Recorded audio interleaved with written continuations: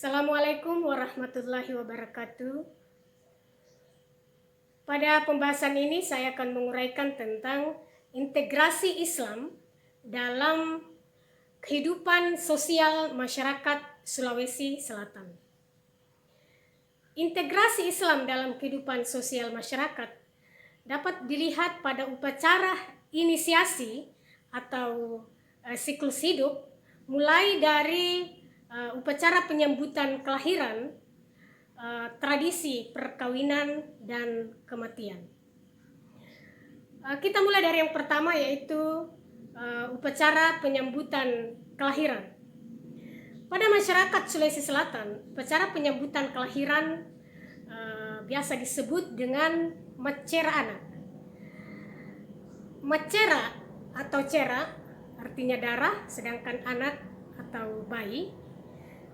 Jadi macera anak artinya menyembelih hewan sebagai persembahan kepada patotoe atau yang menentukan nasib, sebagai ucapan terima kasih bahwa sang bayi telah lahir dengan selamat. Jadi di sini adalah upacara, dimaksud di sini adalah persembahan darah kepada patotoe bahwa sang bayi telah lahir dengan selamat. Nah, setelah Islam datang mempengaruhi kehidupan sosial masyarakat, macera anak kemudian diganti menjadi akikah, di mana jumlah hewan yang disembeli sesuai dengan syarak atau syariat Islam, yaitu 2 ekor kambing untuk bayi laki-laki dan 1 ekor untuk bayi perempuan. Selanjutnya yang kedua adalah tradisi perkawinan. Perkawinan merupakan salah satu fase yang penting dalam kehidupan manusia. Pada masyarakat Sulawesi Selatan, tradisi perkawinan memiliki fase-fase yang cukup banyak, dan di mana fase-fase ini turut dipengaruhi oleh Islam, atau Islam turut berpengaruh, memberi pengaruh pada tradisi-tradisi ini.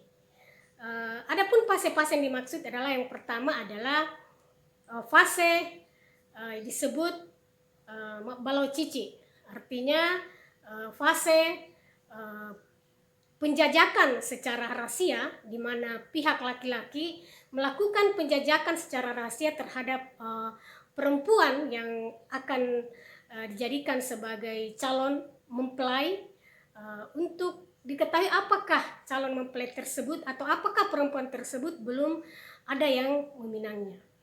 Nah, setelah diyakini bahwa belum ada yang meminang, maka dilanjutkan pada fase kedua, yaitu fase memanu-manu.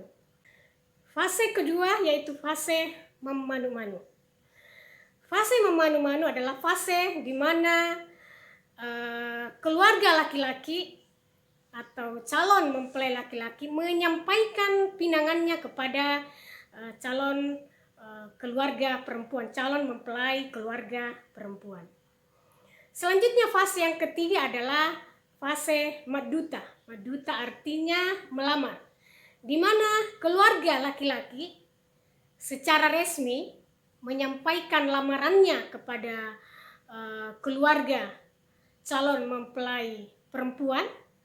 Dan pada acara maduta ini juga dikenal ada namanya prosesi mapetuada, yaitu proses di mana keluarga calon mempelai laki-laki dan calon mempelai perempuan berunding atau bermusyawarah terkait dengan pelaksanaan perkawinan nantinya. Termasuk yang dibicarakan adalah hari H perkawinan atau hari pelaksanaan perkawinan, walimatul urs, dan termasuk uang panai atau doi balanja atau ongkos perkawinan. Pengaruh Islam di sini dapat kita lihat bahwa dalam Mapetuada juga sudah bicarakan mengenai sompah. Sompa artinya mahar, yaitu pemberian laki-laki kepada perempuan sebagai bentuk penghargaannya kepada istrinya. Nah, sompa ini jelas ini adalah, atau mahar ini jelas ini adalah merupakan pengaruh Islam dalam tradisi perkawinan ini, karena mahar ini adalah merupakan syarat yang harus memang ada dalam perkawinan menurut Islam. Selanjutnya masuk pada fase keempat, yaitu fase di mana sebelum fase terakhir yang disebut dengan fase mapacing.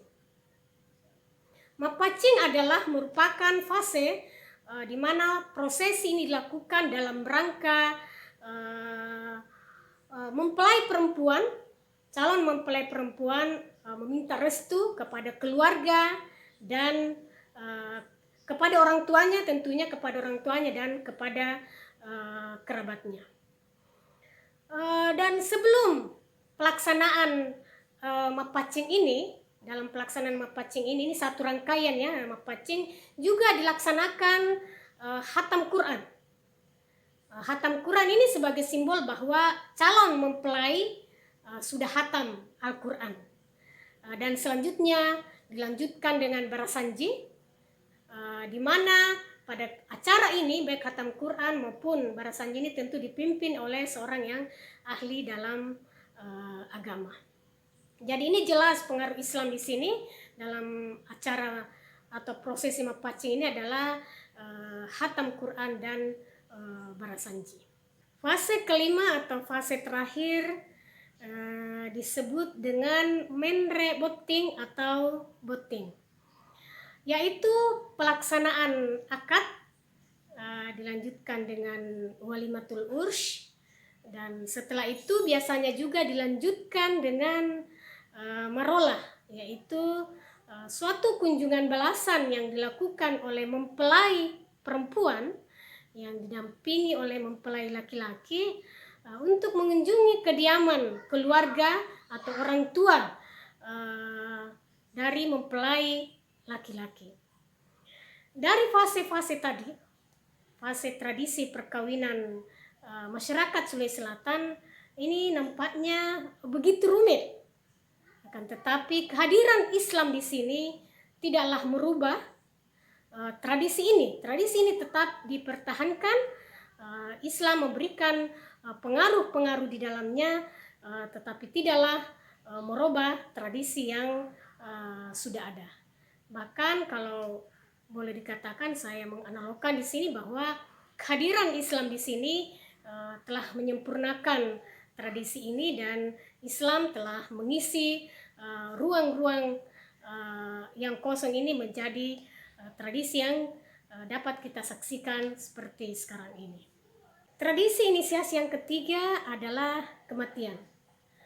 Menurut kepercayaan masyarakat Sulawesi Selatan pra-Islam, seseorang yang telah meninggal akan dimakamkan bersama dengan harta bendanya dan barang-barang yang disayangi, dengan maksud agar roh-roh jahat tidak datang mengganggu orang yang masih hidup atau mengganggu kerabatnya. Nah, setelah Islam mempengaruhi tradisi ini, maka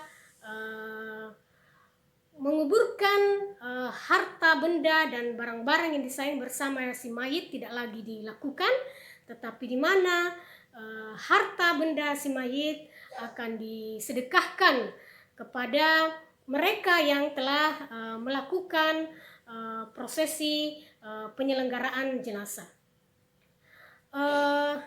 Dan biasanya pada awal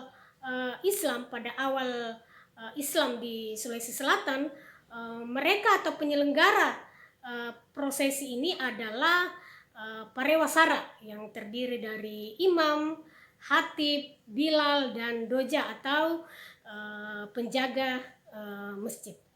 Nah, pengaruh Islam yang lain dapat juga kita lihat terkait dengan utang piutang si mayit yang akan diserahkan atau diserahkan kepada ahli waris untuk menyelesaikannya. Demikian pun dengan tradisi berjaga malam. Nah, setelah Islam datang atau memengaruhi tradisi ini, maka tradisi berjaga malam diisi dengan pengajian Al-Quran atau diisi dengan taksiyah. Demikian yang dapat saya sampaikan. Semoga bermanfaat. Terima kasih. Assalamualaikum warahmatullahi wabarakatuh.